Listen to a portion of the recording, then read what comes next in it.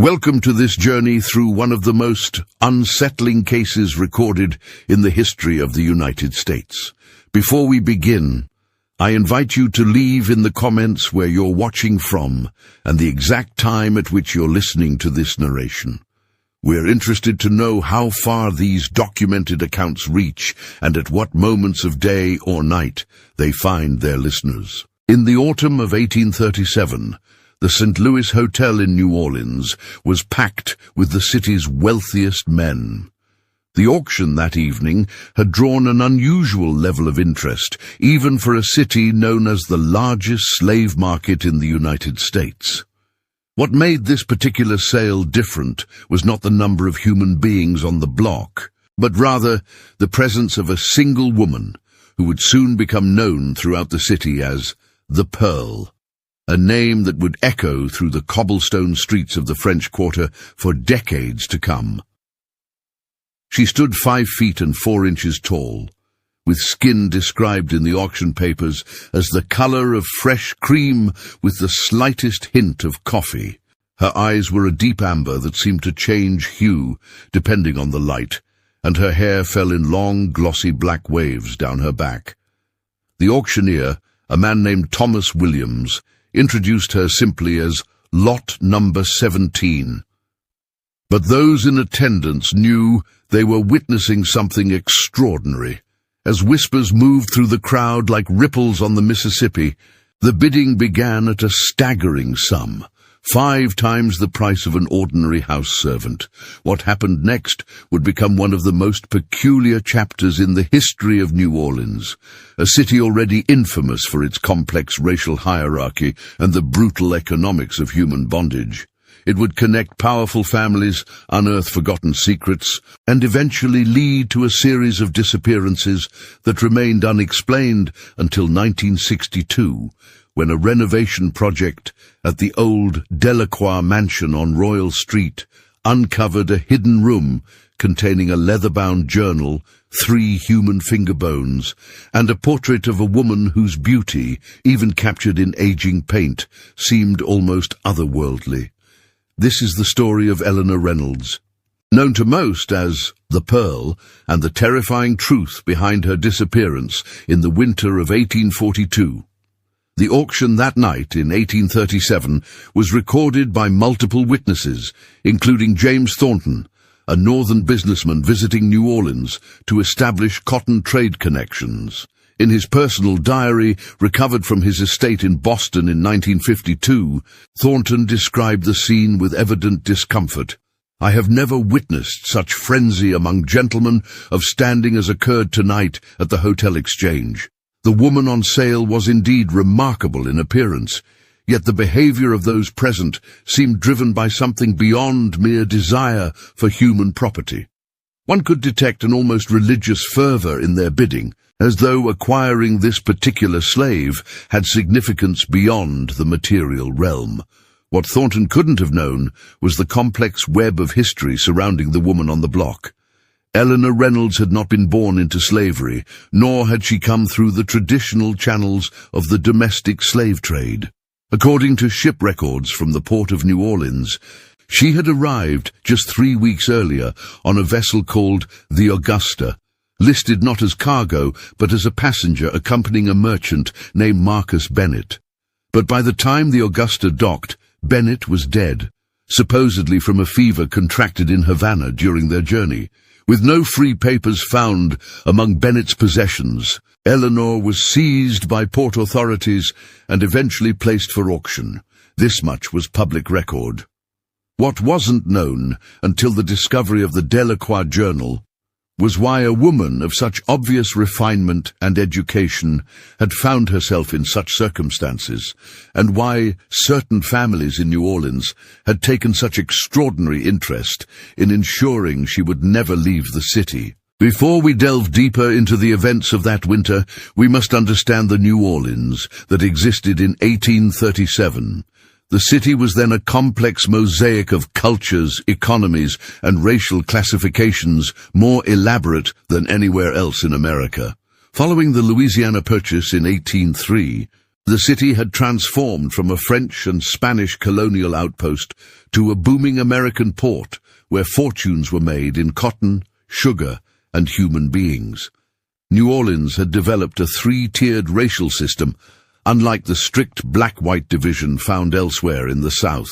Between these categories existed the gens de couleur libres, free people of color, many of whom were wealthy property owners who sometimes owned slaves themselves. It was a city of contradictions. Brutal slave markets operated within walking distance of opera houses. Códigos negros regulated the treatment of slaves, while sophisticated social events called quadroon balls facilitated arrangements between white men and free women of color.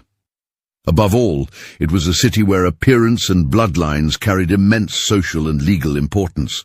The difference between freedom and bondage could hinge on a single ancestor, a fact that would prove central to Eleanor Reynolds' story.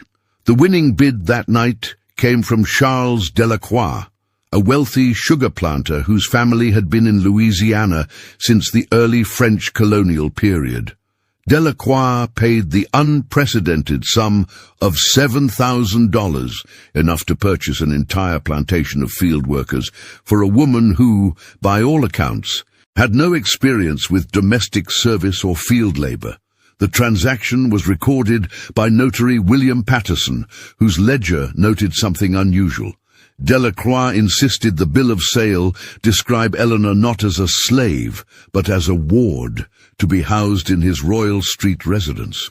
What happened after Eleanor was taken to the Delacroix home remains clouded in conflicting accounts. The household staff, interviewed decades later by a journalist from the Daily Picayune, recalled that she was treated not as a servant, but as a guest, given a private room in the family quarters, and provided with clothing befitting a society woman. Yet, she was never seen leaving the property, and visitors to the house reported that Delacroix introduced her as his distant cousin from France, who spoke little English. According to household records, Delacroix's wife, Isabel, left for her family home in Natchez just 2 weeks after Eleanor's arrival, taking their 3 children with her. She would not return for nearly 6 months. During this period, Charles Delacroix closed his Royal Street house to all visitors and conducted his business affairs entirely through written correspondence delivered by his private secretary. The mystery deepened when, in January of 1838, Dr. Samuel Lawrence was summoned to the Delacroix home to attend to Eleanor, who was reportedly suffering from a persistent cough. Dr. Lawrence's medical journal, preserved in the archives of Tulane University, contained an entry that read, "Called to attend to young woman at the Delacroix residence.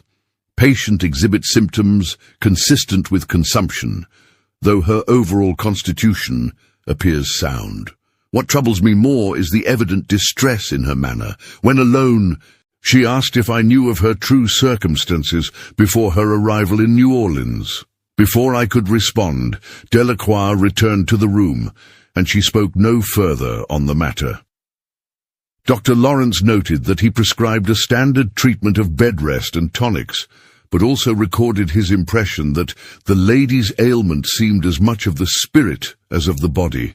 But he was never called back to the house.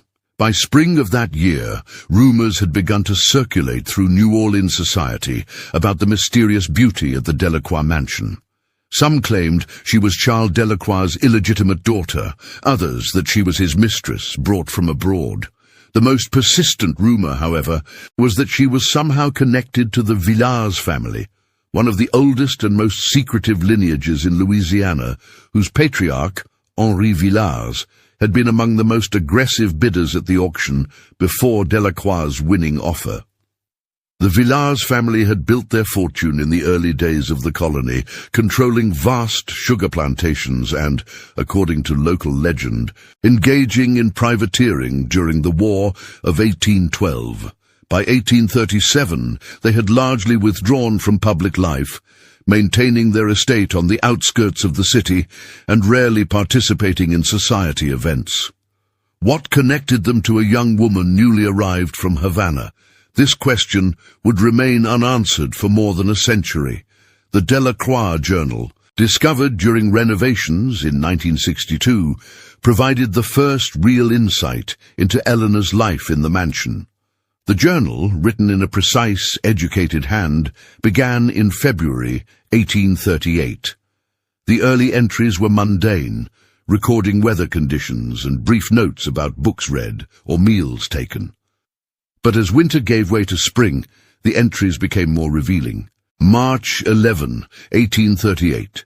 C has agreed to allow me access to the family library, though I'm still forbidden from venturing beyond the inner courtyard. When I asked why I must remain hidden away, he said only that it was for my protection.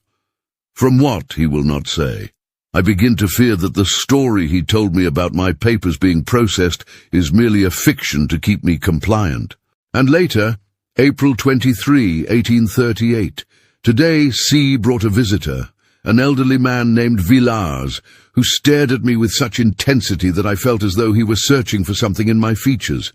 They spoke in French, believing I could not understand, about the resemblance and the bloodline. When I later asked C about this conversation, he became agitated and reminded me of my precarious position.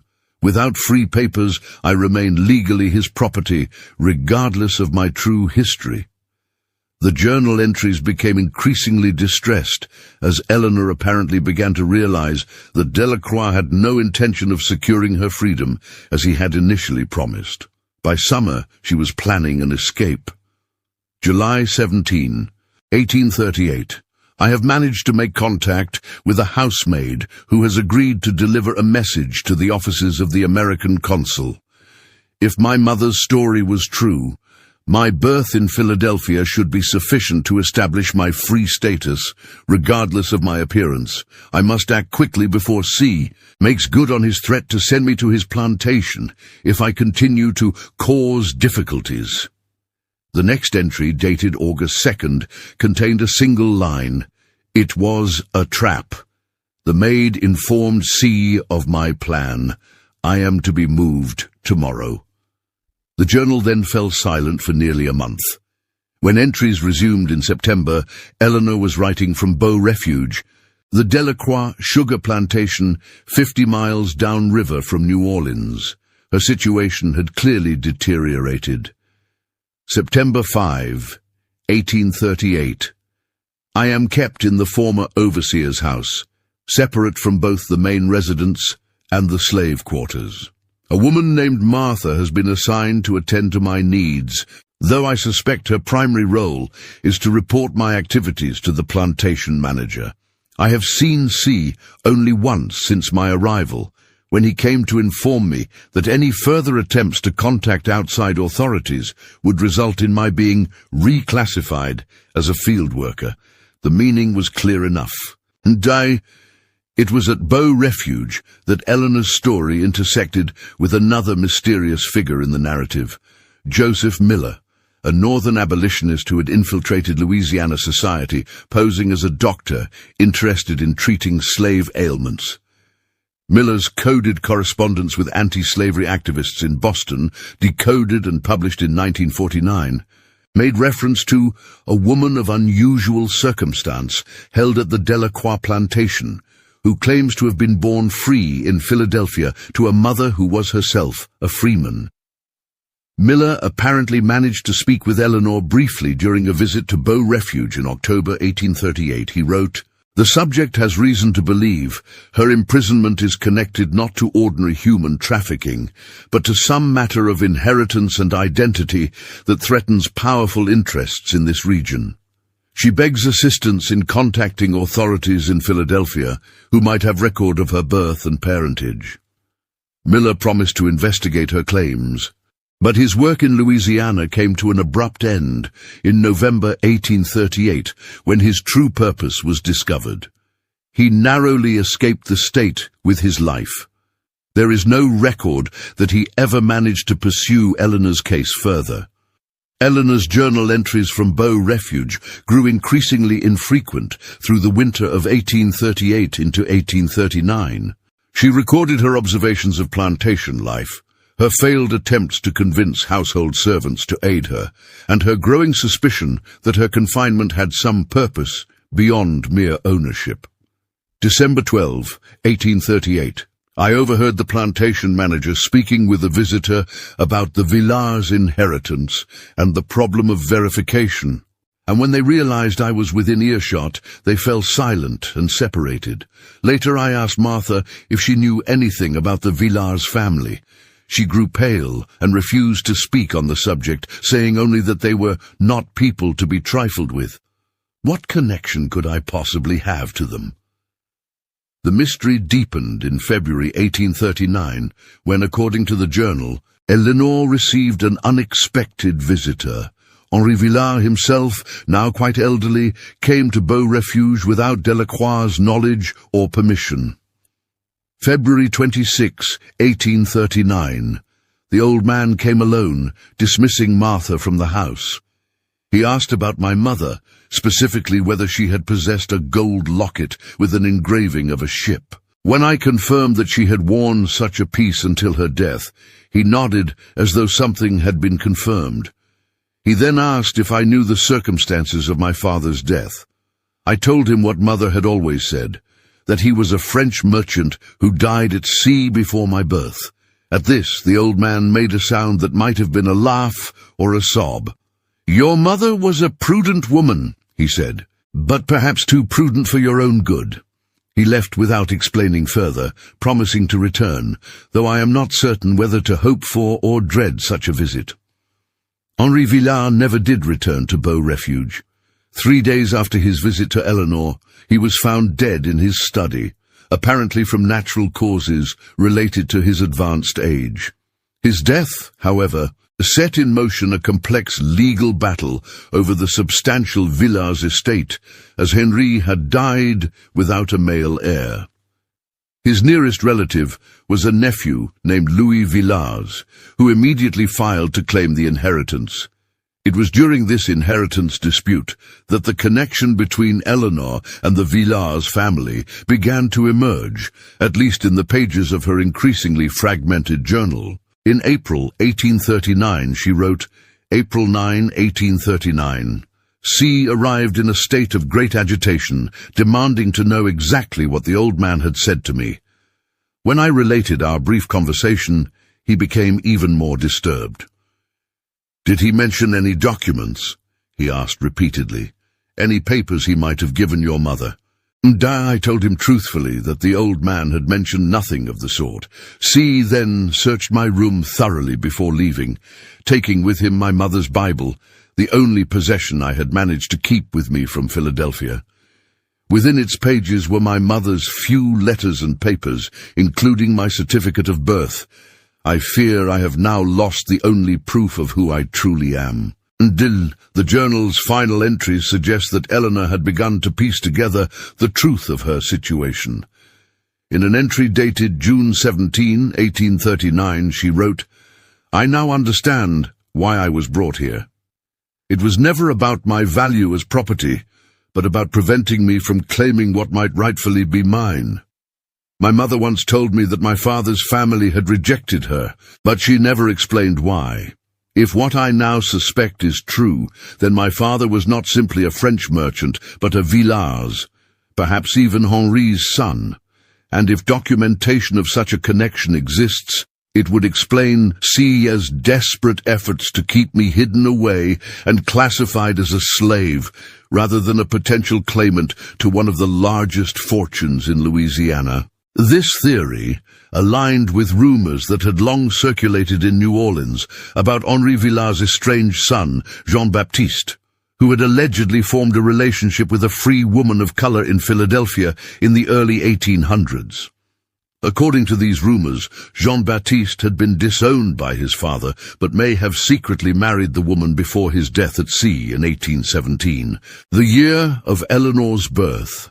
If Eleanor was indeed Jean-Baptiste's legitimate daughter, and if proof of the marriage existed, she would have had a claim to the Villars' inheritance under French inheritance laws that still influenced Louisiana's unique legal code. Such a claim would have been unprecedented and scandalous. as it would have meant recognizing a woman with African ancestry, however minimal, as the rightful heir to one of Louisiana's most prestigious white family fortunes. The final dated entry in Eleanor's journal was from September 3rd, 1839. She wrote, "I have found a way. The riverboat stops here tomorrow to take on sugar. Martha has agreed to help me in exchange for the pearl earrings Mother left me. If all goes well, I will be in New Orleans by nightfall, and from there I can seek passage north. I must find those papers before it is too late." The journal ends there, leaving historians to piece together what happened next through other sources. According to Bow Refuge plantation records, a female slave matching Eleanor's description was indeed reported missing on September 4th, 1839. A substantial reward was offered for her return, but the primary search focused on riverboats heading north toward free territories. Instead, evidence suggests that Eleanor made her way back to New Orleans, perhaps intending to search the Delacroix townhouse for her mother's papers before leaving the South. A receipt from a French quarter apothecary, dated September 7th, 1839, shows the purchase of women's toiletries charged to the account of Marie Laveau, the famous voodoo priestess who was known to sometimes shelter fugitives within her extensive network. For almost 3 years, Eleanor Reynolds seemingly vanished from all records. The Villars inheritance case proceeded, with Louis Villars ultimately being confirmed as the rightful heir in 1841, after no other claimants came forward with sufficient proof of relation. Charles Delacroix, after an initial aggressive search for his missing property, appeared to abandon the pursuit, focusing instead on resolving mounting financial difficulties that had begun to plague his once prosperous sugar operations. Then, in January 1842, Eleanor Reynolds reappeared in New Orleans society in a manner that shocked even that scandal-accustomed city. She attended the annual Mardi Gras ball at the St. Louis Hotel, the very building where she had been sold 5 years earlier, not as a slave or servant, but as the elegantly attired companion of Louis Villars, the new head of the Villars family. Multiple witnesses described the sensation caused by her entrance. The society columnist for the Daily Picayune wrote, "The mysterious beauty on the arm of Mr. V caused all conversation to cease momentarily as they entered the ballroom. She was adorned in a gown of midnight blue silk that emphasized her extraordinary complexion and bearing. Those who had attended certain transactions at the same venue some years prior exchanged significant glances, though none dared make explicit reference to the lady's previous appearance there.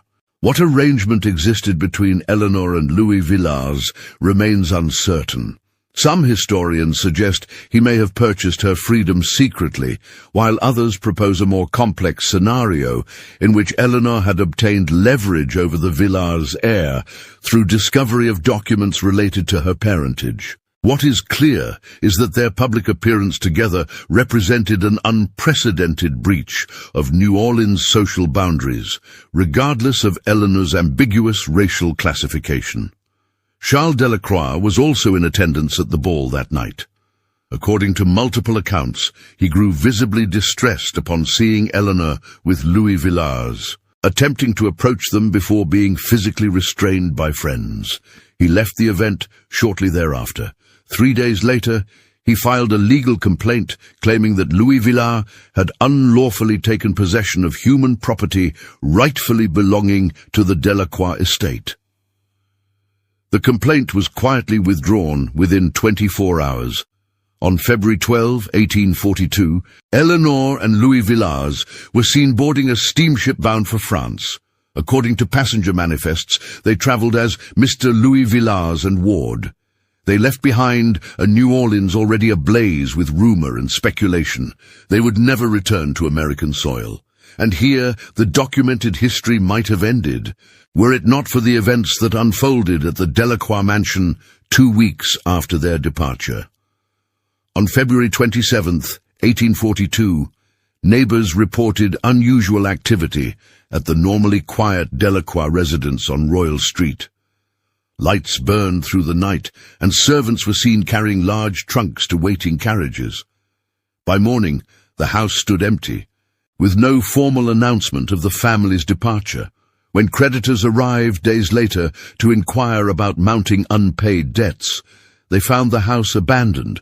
Though apparently not in haste, clothes remained in wardrobes, books on shelves, and food in the pantry, as though the occupants expected to return shortly. Charles Delacroix, his wife Isabel, and their 3 children had vanished.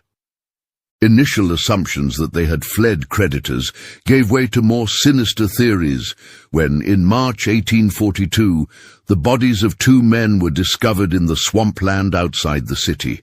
They were identified as Delacroix's private secretary and his plantation manager from Beau Refuge. Both had been killed by a single gunshot to the head, execution style. A police investigation was launched, but yielded few results. The detective in charge, James Morrison, noted in his report that individuals connected to this case seem remarkably reluctant to provide information, suggesting that forces beyond ordinary criminal matters may be involved. The investigation was officially suspended in June 1842. For more than a century, the disappearance of the Delacroix family remained one of New Orleans' most enduring mysteries, occasionally revived in newspaper articles or local histories, but never resolved. Then, in 1962, the renovation of the long-vacant Delacroix mansion uncovered the hidden room containing Eleanor's journal, the finger bones, and the portrait. The journal provided crucial insights into Eleanor's captivity, but ended before her reappearance in 1842. The finger bones, when examined by forensic anthropologists in 1964, were determined to belong to a male who had died approximately 120 years earlier, roughly the time of the Delacroix disappearance. DNA testing, when it became available decades later, was inconclusive due to the condition of the remains. It was the portrait that perhaps offered the most tantalizing clue. The painting, executed in the style of prominent New Orleans portrait artists of the period, showed Eleanor Reynolds in an elegant blue gown, possibly the same one described at the Mardi Gras ball. But X-ray examination of the canvas in 1975 revealed another image underneath, a family portrait showing a man, woman, and young girl. Art historians identified the hidden subjects as Jean-Baptiste Villars, his wife, and their infant daughter, based on comparison with other Villars family portraits from the period. The existence of this painting strongly supported the theory that Eleanor was indeed the legitimate daughter of Jean-Baptiste Villars, and thus potentially entitled to the Villars fortune. But why was this crucial evidence hidden in the Delacroix house rather than in Eleanor's possession when she fled with Louis Villars? A partial answer emerged in 1982, when a collection of letters was discovered during the cataloguing of the Villars family papers donated to the historic New Orleans collection. The letters, exchanged between Louis Villars and an unnamed correspondent in Paris between 1841 and 1842, suggested a far more complex scenario than had previously been imagined. In one letter, dated December 1841, Louis wrote, "The arrangement is proceeding as planned. I have made contact with the subject and explained our mutual interest in resolving this matter quietly. She is understandably suspicious, but sees the logic in cooperation rather than continued conflict. D remains the primary obstacle, as his financial entanglements with my late uncle make him particularly resistant to any settlement that might expose their previous dealings." A subsequent letter from January 1842 stated, "The documents have been verified by my attorney. There can be no doubt as to their authenticity or their legal implications. Had these papers come to light during the inheritance proceedings, the outcome would have been quite different. However, our present arrangement satisfies all parties. She gains her freedom and a suitable settlement, while the family avoids both scandal and financial restructuring. D alone remains unpacified, but I believe his economic circumstances will eventually compel his cooperation. These cryptic communications suggested that Louis Villars had discovered proof of Eleanor's legitimate claim to the Villars inheritance, but had offered her a private settlement, likely including her freedom and financial compensation, in exchange for her silence and cooperation in keeping the matter from becoming public. This arrangement would have protected the Villars family reputation while satisfying Eleanor's most immediate desire for liberty. But Charles Delacroix, having paid an enormous sum for Eleanor, and perhaps being privy to financial irregularities in Henri Villars' dealings, was not included in this arrangement. The letters imply that he posed an ongoing threat to the resolution, perhaps through his knowledge of the situation or through legal claims he might make regarding Eleanor's status. The final letter in the collection, dated February 1842, shortly before the Delacroix family's disappearance, contained only a brief message. The problem has resolved itself in a most unexpected manner.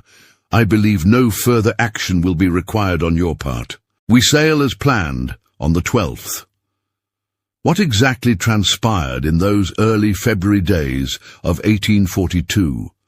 No definitive evidence has ever emerged, but historians and criminal investigators who have studied the case have constructed a plausible sequence of events.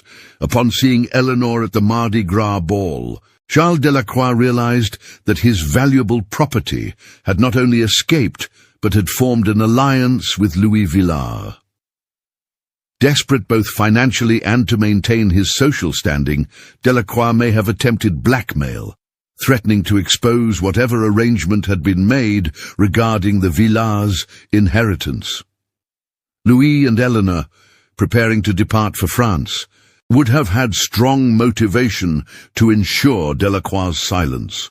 The timing of their departure on February 12th and the Delacroix family's disappearance just 15 days later suggests a connection.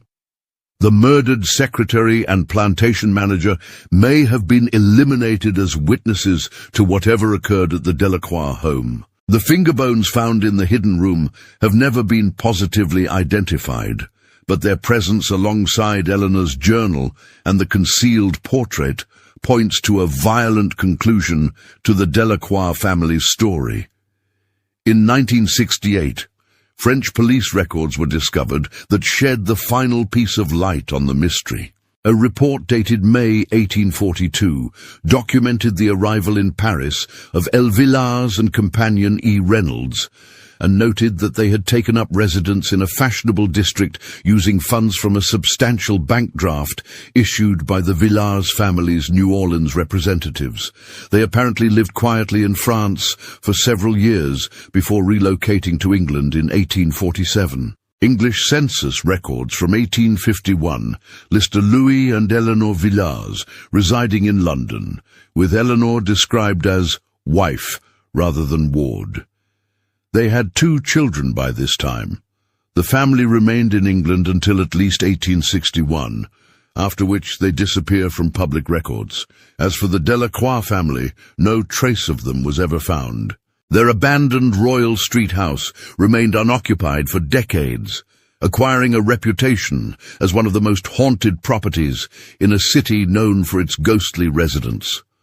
Local legend held that on certain nights, particularly during carnival season, the sounds of a struggle could be heard from within the empty house, followed by a woman's triumphant laughter. The case of Eleanor Reynolds represents a rare documented instance where the brutal economics of the slave system collided with the complex racial and inheritance laws of Louisiana, resulting in a chain of events that culminated in multiple disappearances and likely murders. It serves as a stark reminder of the human cost of a society built on racial categorization and human bondage, where a person's freedom, identity, and very life could depend on ancestry and appearance. The portrait of the Pearl now hangs in the historic New Orleans collection, a silent testament to a woman who refused to accept the fate that powerful men had designed for her. Her journal, with its eloquent account of captivity and resistance, has become an important primary source for historians studying the experiences of those trapped in the peculiar institution of American slavery. The final entry in the museum catalogue describing Eleanor's portrait contains a fitting epitaph. This painting depicts a woman who, through extraordinary circumstances, navigated one of the most rigid social systems in American history to reclaim her freedom and identity. What remains unknowable is the full human cost of her journey. In 1969, during further renovations of the Delacroix mansion, workers discovered a small cavity beneath the floorboards of the hidden room. Inside was a gold locket containing a miniature painting of a ship at sea. Engraved on the back were the initials J.V. and M.R., Jean Villars and presumably Eleanor's mother, along with the date February 20, 1816, 9 months before Eleanor's birth. The locket, like Eleanor herself, had traversed the boundaries between worlds, between slavery and freedom, between black and white, between the known and the unknown. It now resides alongside her portrait in the museum collection, two artifacts from a story that continues to haunt the collective memory of a city built on secrets.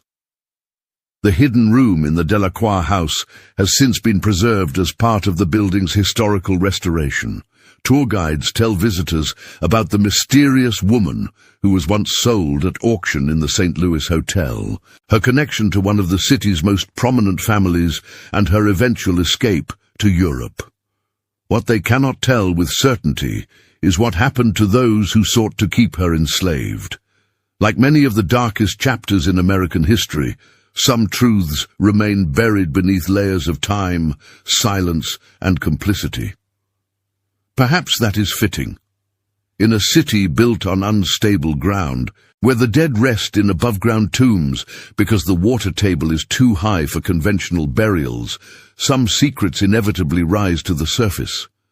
Others remain submerged, known only through fragments and whispers, like the sound of distant laughter carried on the warm night air of the French Quarter. In 1958, nearly a decade before the discovery of Eleanor's journal, a curious incident occurred that some historians believe may be connected to her story. An elderly woman named Margaret Wilson arrived in New Orleans, claiming to be the great-granddaughter of Eleanor Reynolds. She carried with her a stack of letters reportedly written by Eleanor from London between 1852 and 1868, addressed to a former house servant from the Villars estate who had remained loyal to her. The letters, if authentic, revealed that Eleanor and Louis had indeed married in France, where the racial restrictions that would have forbidden their union in Louisiana did not apply. They had lived comfortably on the settlement Louis had arranged from the Villars estate, raising 3 children who were brought up with no knowledge of their mother's ordeal in America. Eleanor had apparently found a measure of peace in her new life, though she wrote of recurring nightmares about her time at Beau Refuge and of a terrible necessity that had preceded her departure from New Orleans. Most significantly, one letter dated October 1867 made cryptic reference to the Delacroix family's fate. "I am still haunted by what L felt compelled to arrange that February night. Though I know it was deemed necessary for our security, I cannot reconcile myself to the thought of the children. L assures me they were sent away beforehand, but I have no way to verify this, and it troubles my conscience greatly. If they did indeed survive, they would be grown now, perhaps with children of their own who know nothing of their connection to me, or the events that scattered their family to the winds." Margaret Wilson submitted these letters to the Louisiana Historical Society for authentication, but died suddenly of a heart attack before the process could be completed. The letters disappeared from the Society's temporary holdings shortly thereafter, with the official report suggesting they had been mistakenly discarded during an office renovation. No family members came forward to claim Wilson's effects, and the trail went cold once again. Then, in 1976, a researcher named Thomas Lawrence, working on a comprehensive history of New Orleans slave markets, uncovered shipping records from March 1842 that documented 3 children traveling unaccompanied from New Orleans to Havana. The children's ages matched those of the Delacroix offspring, though they traveled under the surname Reynolds. Their guardian was listed as Martha Bernard, a name that appeared in Eleanor's journal as the servant assigned to watch over her at Beau Refuge Plantation. This discovery lent credence to Eleanor's suggestion in the purported Wilson letters that the Delacroix children had been spared whatever fate befell their parents. It also implied a level of planning and coordination that went beyond a simple act of revenge or elimination of threats. If Eleanor and Louis had arranged for the children's safe passage to Cuba before dealing with Charles and Isabel Delacroix, it suggested a complexity of moral reasoning that defied simple categorization. Cuban records showed no further trace of the children or their guardian after their arrival in Havana. Had they been absorbed into the local community, perhaps taken in by one of the many French-speaking émigré families that had settled there after fleeing the Haitian Revolution? Or had they been sent further afield, perhaps to Europe or South America, to ensure they could never return to claim their heritage or seek retribution? In the summer of 1981, during an unusually severe drought that caused the Mississippi River to reach record low levels, a local fisherman made a grim discovery in a normally submerged area near the former site of Beau Refuge Plantation. The receding waters had exposed the remnants of an old flatboat containing human remains, a man, woman, and 2 adult males. Forensic examination determined that all 4 had died from gunshot wounds to the head, and that the bodies had been weighted down with iron chains before the boat was scuttled in deep water. The remains were too deteriorated for positive identification, but personal effects found with the bodies included a pocket watch engraved with the initials CD, and a woman's locket containing a miniature portrait of 3 children who bore a striking resemblance to descriptions of the young Delacroix heirs. The estimated time of death, based on the limited forensic techniques available, was consistent with the Delacroix family's disappearance in 1842. This discovery provided the most compelling evidence yet for what many had long suspected. Charles and Isabel Delacroix, along with 2 male associates, likely the secretary and plantation manager whose bodies had been found in the swamp shortly after the family's disappearance, had been executed and disposed of in the Mississippi River. The careful concealment suggested not a crime of passion, but a calculated elimination of witnesses and potential threats. What remained unclear was the extent of Eleanor's involvement in this final, brutal resolution. Had she been an active participant in planning retribution against those who had enslaved her? Or had Louis Villars acted independently to remove obstacles to their future together? The execution-style killings pointed to experienced hands, possibly men in Louis Villars' employ, rather than the aristocratic heir himself. But the precision with which the Delacroix children had been separated from their parents before the killings suggested Eleanor's influence, a last act of mercy from a woman who had herself been torn from her family. In 1994, the final piece of the puzzle emerged when an architectural historian researching the Villars family estate outside New Orleans discovered a sealed compartment within the master bedroom's fireplace mantel.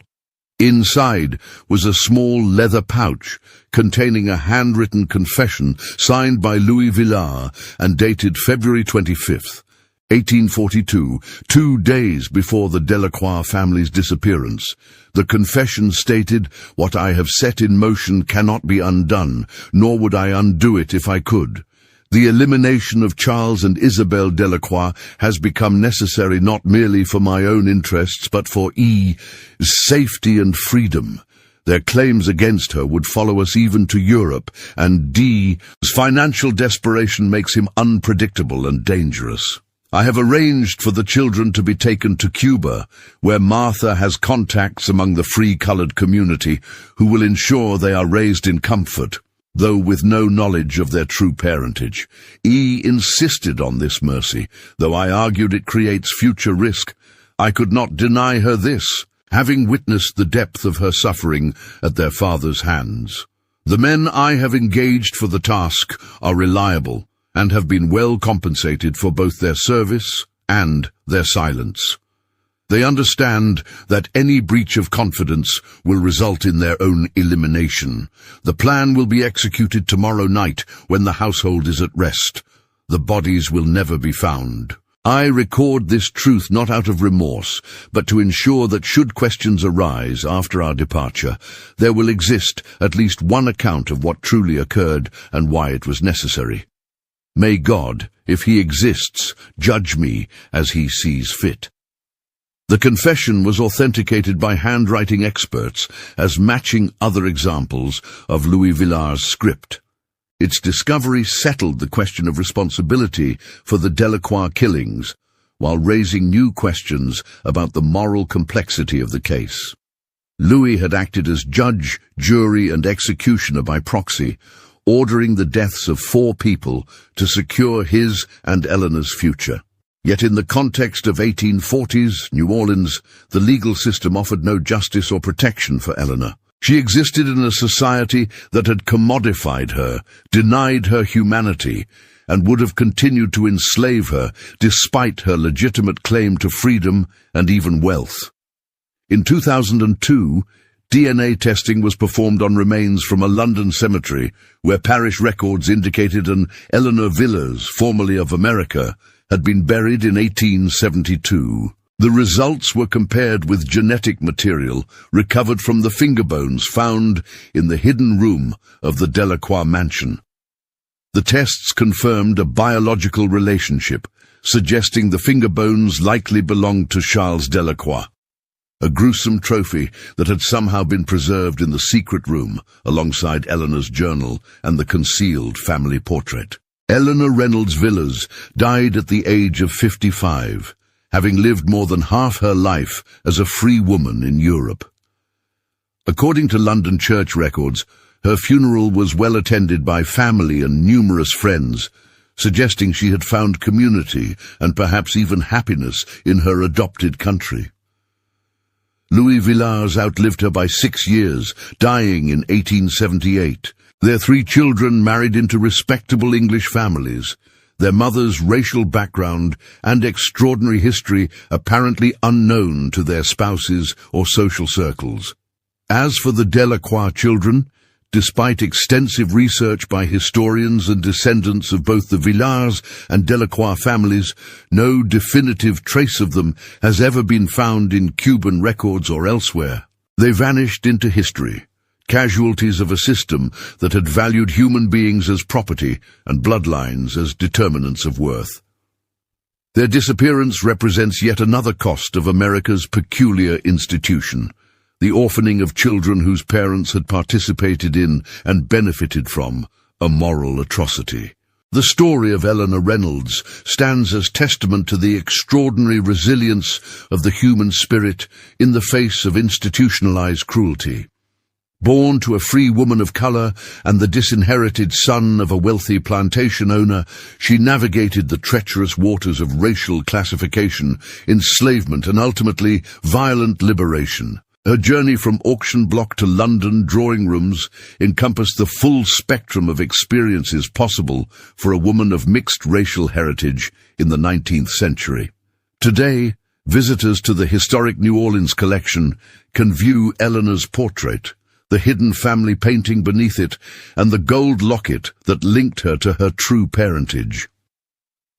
These artifacts, along with her journal, constitute one of the most complete records of the inner life of a woman caught in the machinery of American slavery. But they tell only part of the story.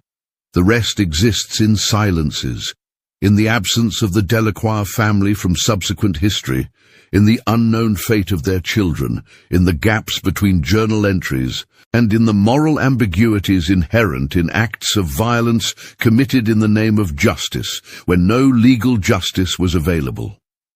In recent years, descendants of the Villars family have established a scholarship fund for African American students studying law, named in Eleanor Reynolds's honor. The fund's creation was accompanied by a formal acknowledgement of Eleanor's place in the family lineage, and an apology for the actions of Henri Villars in denying her father's marriage and her rightful heritage. It represents a small step toward reconciliation with a history that continues to shape American society and its institutions. The former Delacroix mansion on Royal Street, after changing hands multiple times, now operates as a small historic hotel. Guests occasionally report unusual phenomena: the sound of a woman's footsteps in the night, items moved from where they were left, and most commonly, a feeling of being watched in the vicinity of the hidden room, which has been preserved as a historical feature of the building. Whether these are manifestations of restless spirits, or simply the power of suggestion in a city steeped in stories of the supernatural, remains a matter of individual belief. What is certain is that the walls of that house absorbed the suffering of a woman who refused to accept the identity forced upon her, who fought, survived, and ultimately transcended the boundaries erected to contain her. Eleanor's journal ends with her plans for escape, but her story continued long after those final written words. She transformed herself from property to person, from captive to free woman, from victim to perhaps even avenger. In doing so, she embodied the fundamental contradiction at the heart of American slavery, the persistent, undeniable humanity of those whom the system attempted to reduce to mere commodities. In the end, the bizarre mystery of the Pearl is not merely a tale of auction blocks and hidden rooms, of forged documents and midnight escapes, of love across racial boundaries, or even of murder concealed by flowing waters. It is the story of a woman who insisted on writing her own narrative in a time and place determined to write it for her. That she succeeded, even at terrible cost, stands as both inspiration and indictment. A complex legacy that continues to resonate in a nation still grappling with the long shadow of its founding sin. As night falls over the French Quarter and gas lamps cast their flickering glow across cobblestone streets, tour guides still point out the Delacroix house to visitors eager for tales of ghosts and scandal. Few among them recognize that they walk daily over ground where human beings were once bought and sold, or that beneath the Mississippi's muddy surface may lie the bones of those who participated in that commerce. The river keeps its secrets, as does the city built precariously beside it. But occasionally, when conditions are just right, when waters recede, or walls are opened, or long-sealed documents come to light, the truth emerges, demanding acknowledgement. In those moments, we glimpse not just the specific horrors endured by Eleanor Reynolds and inflicted by Charles Delacroix, but the larger horror of a society built on such relationships. Perhaps that is why Eleanor's portrait continues to draw visitors who stand before it in lengthy contemplation. In her amber eyes, expertly rendered by an unnamed artist, one can see both suffering and determination, vulnerability and strength. She gazes not at the viewer, but slightly past, towards something or someone beyond our field of vision. What she sees there, judgment, redemption, or simply the next chapter in her extraordinary life, remains as mysterious as the woman herself. In 2019, a team of forensic scientists and historians used advanced imaging technology to examine the hidden portrait beneath Eleanor's painting in unprecedented detail. The results confirmed what had long been suspected. The family portrayed was indeed Jean-Baptiste Villars, his wife Marie Reynolds, and their infant daughter. More surprisingly, Spectral analysis of the paint revealed that Eleanor herself had likely been the artist who painted over the original portrait, using similar pigments and techniques to create her own image atop that of her family. The act represented both concealment and reclamation, a palimpsest of identity that mirrored her own complex journey. And so the story ends where it began, with an image of a woman whose extraordinary beauty belied an even more extraordinary spirit. The mystery of the pearl may never be fully resolved, but in its outline, sketched from journals and letters, ship manifests and court records, confessions and DNA results, we see reflected the larger American mystery of race, identity, and the human capacity to both inflict and overcome injustice. As you leave this account of Eleanor Reynolds's life, consider that the ground beneath your feet holds countless similar stories, never recorded, never discovered, never told. For every Eleanor who managed to leave behind a journal and portrait, thousands of others disappeared into history without trace, their struggles and triumphs known only to a God who, one hopes, kept better records than human institutions. Their collective silence echoes still on warm southern nights when the air hangs heavy with jasmine and the distant sound of riverboats, in a city where beauty and cruelty have always existed in uncomfortable proximity. Listen closely and you might hear them, the voices of those who, like Eleanor, refused to be merely what others declared them to be. Their whispers remind us that the past is never truly past, that justice delayed is often justice denied, and that the human spirit, once awakened to its own worth, cannot be contained by any system, no matter how entrenched or powerful. In the words written on the back of Eleanor's portrait when it was donated to the historic New Orleans collection in 1974, remember her not for her beauty, which was remarkable, nor for her suffering, which was immense, but for her determination to exist on her own terms in a world that offered her no place. In this, she achieved what few of any race or station can claim. She wrote herself into being.